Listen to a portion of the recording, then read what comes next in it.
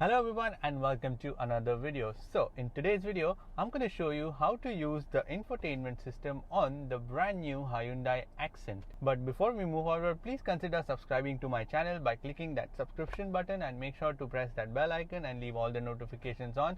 So that way you will never miss any new video updates from my channel. So the new Hyundai Accent comes with a 7-inch colorful touchscreen display, and the menu options are quite easy to understand the moment you get in, and I'm going to be explaining you everything right now. So this is your main screen out here.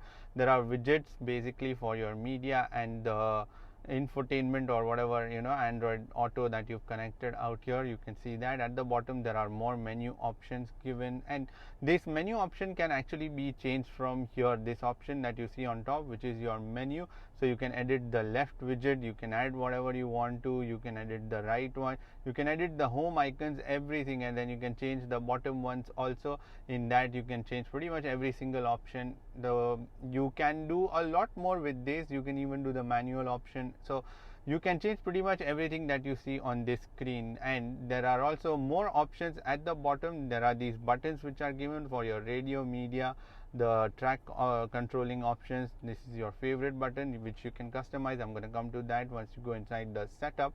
There are also dials on both the sides for your tracker feature and also the volume. So let's go into the main menu. So when you press the all menu option, so there is the Qibla, compass, there is also the phone option, and inside the phone option, when you are connected, you can see every single detail about your phone calls, your messages, and all of that, and also your call directory.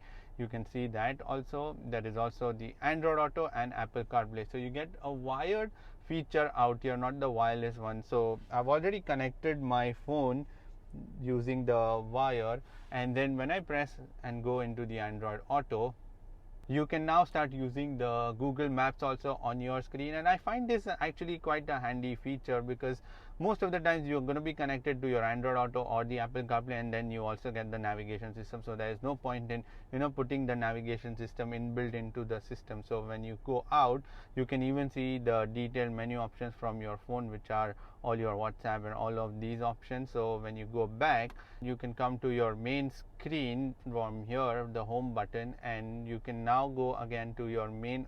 So there's also the map option out here. You can directly go onto the maps from here also, from your screen, once you're connected to the Android Auto. And when you go to the main home menu, now let me go to the main menu, all of it. So there's the manual option, and then there is the voice memo. There is also the radio option, in which you will find all your radio options. Also there is media option. So when you're connected using the Bluetooth, right now because I'm connected using the Android Auto, which is why it's showing me this display. So you can even go out and just disconnect the Android Auto and connect using the Bluetooth. So then we continue with the detailed setting options, in which you can pretty much change every single thing on this infotainment screen. There is the sound option, which you can change. There's position, volume levels, equalizer, volume ratio, and then the default setting if you want to. You can go back, and then there is the device connection. You can manage all your Bluetooth connections from here. So basically you can add the Bluetooth connections from this screen, and you can go back. There's also Android Auto if you want to keep it on and off. Then the Apple CarPlay. Then you can go to the display options, in which you can adjust the dimming option. So let the car decide for itself, like if it's day or night, then it will automatically adjust the brightness of this display, or you can manually adjust the daylight brightness and the night brightness and the blue light.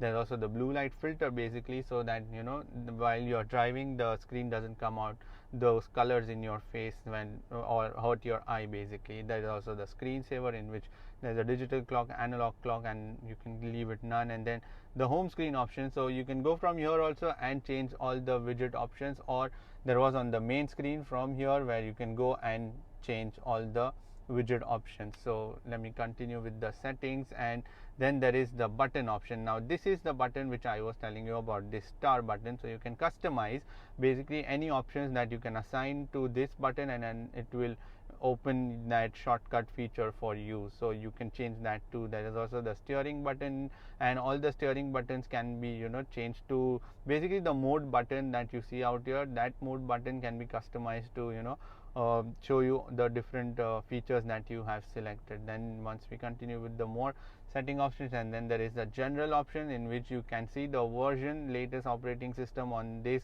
infotainment screen. Then there is the system info, there is the date and time that you can change, there is language, and then there is the keyboard. And also you can change the date from here by clicking that date straight, and then you can go into this option. So there are also shortcut buttons at the bottom. As you can see, there is the phone button, and since my phone is connected to the Android Auto, so yeah, you can see all the information. And then there is the media option, and then you can also go to the settings from here directly if you are on the move and you directly want to change it quickly. So that way the infotainment system is pretty simple and easy to use, and it's not unnecessarily loaded with too many stuff. So yeah, which is why you see when you try to it's just a little laggy, but it's still not that bad. It's still quick, and it's just very light that way. You can also watch a detailed review of this Hyundai Accent by clicking on the pop-up banner out here and watch a detailed review of this very car. So that is it for this video. I hope this video was helpful, and if it was, then make sure to press the like button and leave a thumbs up, and you can even share this video so that more people come to know about this helpful video. Now if you want to subscribe to my channel, then you can click here, and if you want to watch more videos, then click here. I shall see you in the next video. Bye bye, take care and stay safe.